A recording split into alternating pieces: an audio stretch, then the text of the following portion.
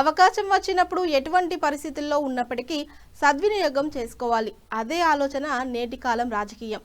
ప్రజాప్రతినిధి అంటే ఒక రక్షణ, 10 మందిలో గుర్తింపు, పేరు ప్రఖ్యాతులు, పలువురికి సేవలందించడం కాబోలు. ఆ క్రమంలోనే మున్సిపాలిటీ ఎన్నికల్లో పోటీ చేయడానికి పుట్టిన 7 రోజుల పసిపాపతో మహిళ భువనగిరిలో నామినేషన్ వేయడానికి రావడం జరిగింది.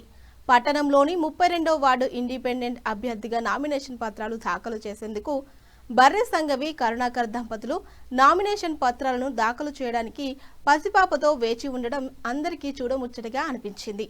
7 రోజుల పసికందుతో కలిసి భువనగిరి మున్సిపాలిటీలో 32వ వార్డు ఇండిపెండెంట్ అభ్యర్థిగా నామినేషన్ పత్రాలను దాఖలు చేసేందుకు వచ్చిన బర్రె సంగవి కరుణాకర్ దంపతులు పసికందుతో నామినేషన్ రావడంపై చర్చ సాగుతుంటే నామినేషన్ వేసేందుకు వెళ్లిన తీరు కూడా అందరినీ ఆశ్చర్యపరిచింది.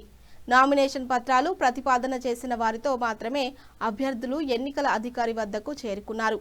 మున్సిపల్ ఎన్నికల్లో పోటీకి సిద్ధమైన కరుణాకర్ 32వ వార్డు ఎస్సీ మహిళకు కేటాయించడంతో తన భార్యతో నామినేషన్ వేసినందుకు వచ్చాడు. 7 రోజుల క్రితం సంగవి ఆడపాపకు జన్మనివ్వడం గమనార్హం.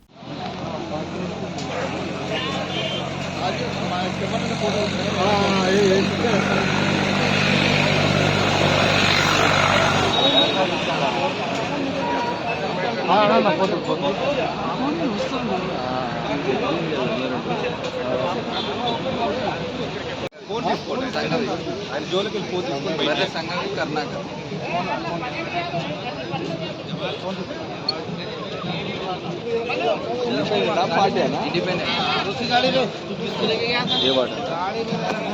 ఏ వార్డు